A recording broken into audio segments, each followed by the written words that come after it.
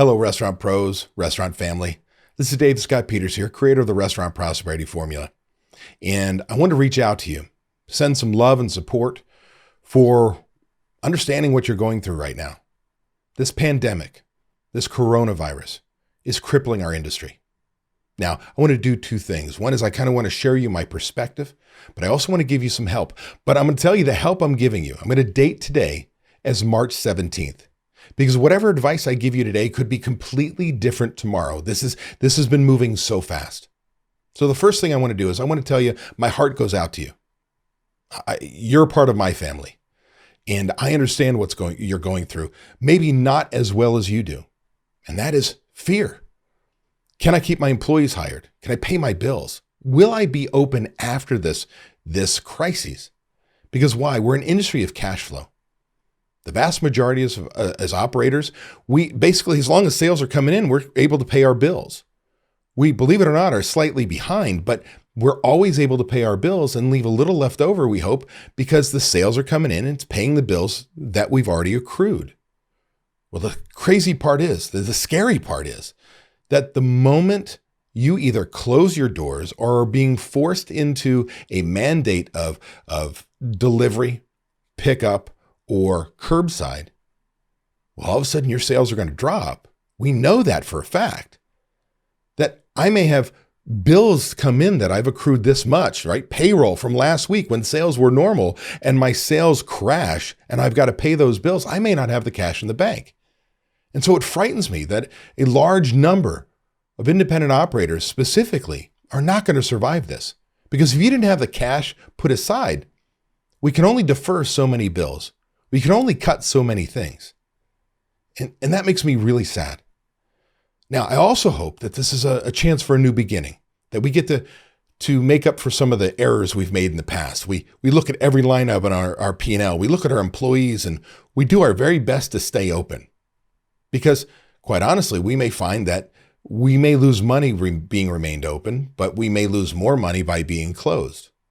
We also have to have hope that there is a possibility of some sort of bailout by the federal government. I'll talk about that in a second. So do understand, I get it. I'm sure there's a bit of panic there. But for those of you, and the advice I'm giving you now on March 17th, again, it's only good right now. It may be different tomorrow. Is many of us across the country have been forced by our state or city governments to either completely close or forced into nobody gathering more than 10 people, right? It was 250, then it was 50, and as of yesterday, it was 10 people or less. But we were allowed to do business for takeout, curbside, and delivery. And so you sit there and say, okay, well, if I'm going to convert my business in doing so, what kind of advice can I give you? What kind of tips can I give you that can help you today? That's what I want to do.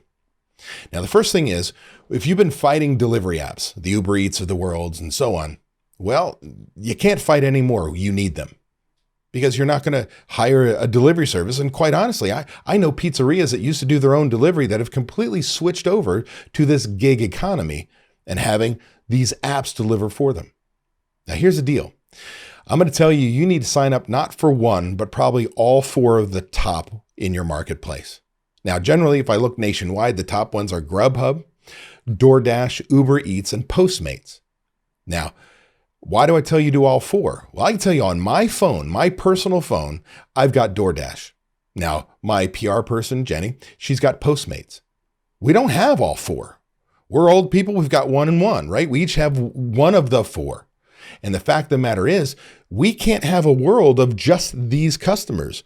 We need all four worlds, if you will, because we don't know what's on somebody's phone. Now, for you, the nice part is they are reacting to us as an industry. They truly understand. At least the top three as of right now, March 17th, Grubhub, DoorDash, and Uber Eats have all waived their fees. I think I'm going to guess that Postmates has, but I don't have verification on that. I can't imagine they haven't. So we need all four of them. Sign up. Next, you need to be offering online ordering. You've got to make it easy for your guests to order, be able to run in, pick up, get out of there. And oh, by the way, if you're going to have them pick things up, make sure you've got somebody visibly washing door handles on a routine basis, sanitizing hard surfaces. I mean, you should be hearing that over and over again, cleaning windows and doors. Like, I don't care if that person for 8 hours in a day is standing there and all they do is continually wipe down surfaces. You want to keep your employees safe and you want to show your guests that you take this seriously. But I need online ordering. So what's my first phone call? To my point of sale dealer. Now, I don't have anybody to recommend. There's so many apps out there. What you really want is whatever POS company you're using, do they have an app that already integrates so that if there's this ease? Somebody orders online, it goes right to your POS, kicks out a ticket, you know it's going to be pickup and it's done. The other part is we even keep it a little more, we create a little more safety for our guests or our employees because there's no exchange of cash. So let's make it easy for our guests any way possible. Now, the next piece is marketing it. Now, I'm going to tell you, in a good economy, in a good situation, telling your guests that you have curbside, you've got pickup, you've got delivery, whatever to go, it's hard enough. But now today, you've got to reach out. You've got to tell them what the message is, which means we've got to bombard them almost on a daily basis that, hey, we're here. Hey, we're here. We're open. We've got curbside. We've got pickup. We've got delivery. And these are the apps that we're using. We've got to communicate, which means, number one, I hope you have an email list. If you've not been listening to me over the last 2 decades, that your email list is the most important thing you'll ever have in your business, well, there's not much we can do for you now, but you need to be emailing those people. And oh, by the way, one of those messages has got to be what we've done to keep you and our employees safe, right? We're hand washing and cleaning services and adding labor to just sanitize and whatever that may be. Think about it. You've gotten an email from every company you do business with that you're on the email list by now saying what they've done to combat the coronavirus and keep you and their employees safe.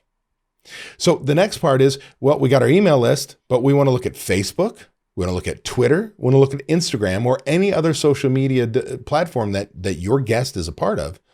And we need to be telling them that we're open and we offer curbside and we offer and we offer and we offer. And you almost need to do this on a daily basis or you will go away. People are stressed. They don't know. They need to know. You need to tell them. So if you have an email list, you'll have the ability that if you market, if you actually pay advertising, you can find those people because all you do is you upload your email list to your Facebook account and it finds them if they're on Facebook and puts their ad in front of them so your guests know. But if you don't, if you just use Facebook for your business page, you need to be promoting it out there, getting your employees to promote it out there, get everybody to know. Now, if you're unsure how to run social media, which is quite possible, right? There's a lot of us that are older and that's not our thing. Well, I'm going to give you 3 companies, none of which I'm affiliated with, all of which I would recommend. So you can call Repeat Returns. They can help you with this. You can look at Moving Targets. They can help you with this. And you can look at GoDaddy Social, which used to be HubStreet. So those are 3. If you need help, you need to reach out because you need the help right now. Most important thing is getting your message out there that you are open. The next thing we're going to look at is proper packaging.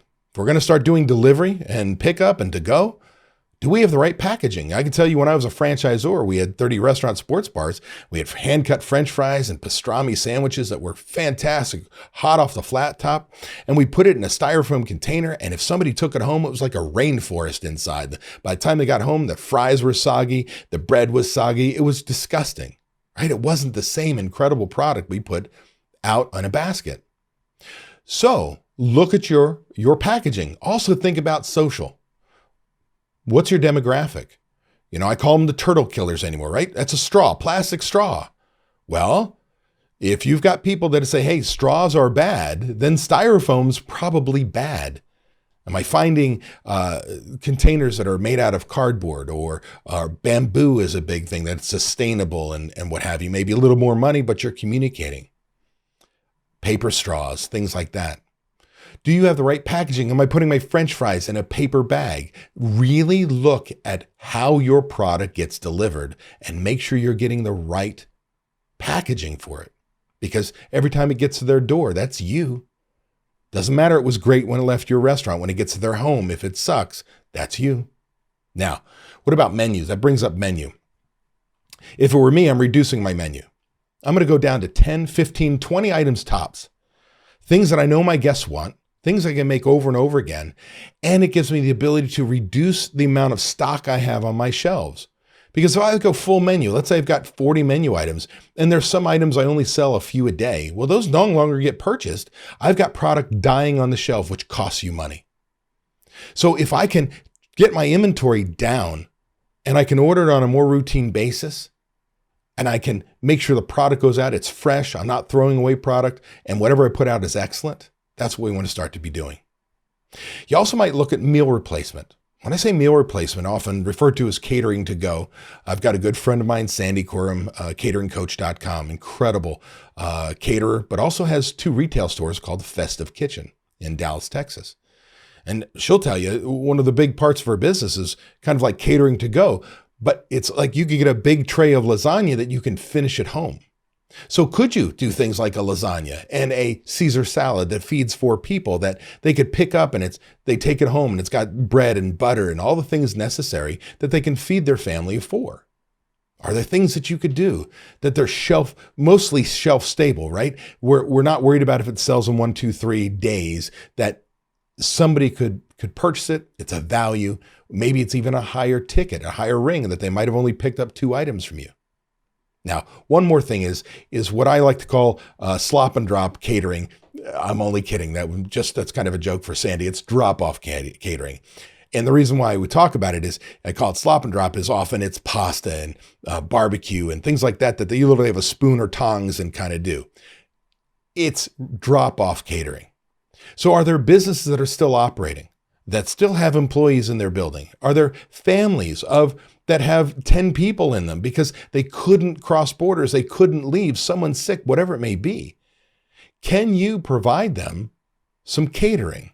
So some tin chafing dishes with, a sterno and all the utensils and things like that. Could you be offering packages that allow them to quickly throw together a meal for a good number of people? Again, hopefully it's 10 or less, right? Now, really the number one thing you've got to work on, it's something that I preach, is budgets. I know it's a scary time, and the last thing you think about is I've got to create a budget. But the truth of the matter is, how do we know whether we can weather this storm? How do we know whether we should stay open or not? How do we know that this isn't going to literally be the last day we operate if we don't have a budget? So I'm going to tell you right now, you need a budget, but more importantly, forget about the whole year, the next 12 weeks. What is the next 12 weeks? And set it up with your new reality, right? Sales, your new reality, your minimum staffing, almost as if payroll was a fixed expense. What your cost of goods sold is running. All of a sudden, you're not selling bottled beer, draft beer, wine, and liquor, unless you're somewhere that is allowing that as a part of the thing. I saw that in New York City until just recently. There was a potential they were going to be able to sell liquor to go. But the fact of the matter is, we got to assume it's just food. And will it even be NA beverage? Because do you have enough cups, and does that travel well? Or are you going to get bottled soda? Or are you just going to forego it? Right? So all of a sudden our sales are just going to crush down, and we've got these fewer categories to manage and still have a lot of labor, even if we make huge cuts. Now, the fact of the matter is, we go through there and then we look at all our bills. When is rent due? When is the power bill due? And we make estimates, and based on the week when we're going to pay that bill, we put that in there. And then we can look at it and create scenarios. If I remain open and these are my sales, what does it look like? If I remain open, my sales are even lower. What does it look like? If I close my doors, what does it look like? And we can start doing things like, what bills do I defer? I've got to make my payroll by federal law, cannot defer that. I got to pay my employees' payroll taxes. I can't defer that. You might be able to talk to your professional, your CPA, and might be able to defer your employee portion of your taxes, maybe 30 days, but you still have to pay it. You got to pay your sales tax. You may decide that you're not going to pay your sales tax based on the advice of your CPA, your professional, not me. Disclaimer, I'm not giving you this advice. You want to talk to them, but you might push off your sales tax if you believe that the state is going to come up with some sort of relief. Waive the penalties because everybody understands. They understand what's going on right now. You may work on your landlord and say, landlord, I'm not going to pay you. Assuming you're not behind already, looking at your lease, talking to your attorney, your professionals, what is my risk? You might push off your rent for the next 30, 60, 90 days. Because the fact of the matter is, that's probably the first place you can go. From there, you're going to look bill after bill after bill after bill. You've got to pay your employees and your taxes. Now, again, we put that into the cash flow budget and we say, hey, can I dig myself out of this? Am I creating a bigger hole that I can't handle? And then maybe make the decision. This is it. This is bad. I'm hoping for 99% of you that there's a chance to restart, that this is an opportunity to put the systems in place, the opportunity to cut the dead weight, an opportunity to really look at everything you do in your business, and that you can get there. And hopefully the government comes through. Literally, again, it is March 17th. It is sometime after 1 o'clock in the afternoon in Pacific Standard Time. I'm in Phoenix. And I just went online, and before I went on here, I saw that they're talking about a $1 trillion package for the hospitality industry. And part of it read for those who have to shutter their doors to actually continue to pay their employees. Now, I don't know whether it's going to come through, but I've got to believe in my heart of hearts, for the first time ever that I've ever seen, the number one employer in the United States, the hospitality industry, we may actually get a bailout. Now, I can't count on that, but you may want to move forward thinking, as you dig that hole, is there an opportunity? Now, they're offering low interest or no interest loans, SBA loans and what have you to small business. But the crazy part is, like, do I really want to borrow money? If I'm going to go from good to bad, does borrowing money really make it any better? Well, the only way to know is to plug it into your budget. So in closing, I feel your pain. I'm going to tell you, I'm upset about it. I can't tell you how many restaurant owners I talk to on a daily basis. And I feel what's going on. I'm an American citizen and I watch the news and I get upset and I worry about my family and I worry about your family and all the employees and restaurant owners that are taking it literally in the chin right now. And all I want to do is this. If there's anything I can do to help you, you need an ear, you got a quick question, reach out. I'll do my very best. Assuming I'm not going to get an onslaught, I'll do whatever I can to help, meaning advice or quick question. I'm going to tell you right now, I feel for you.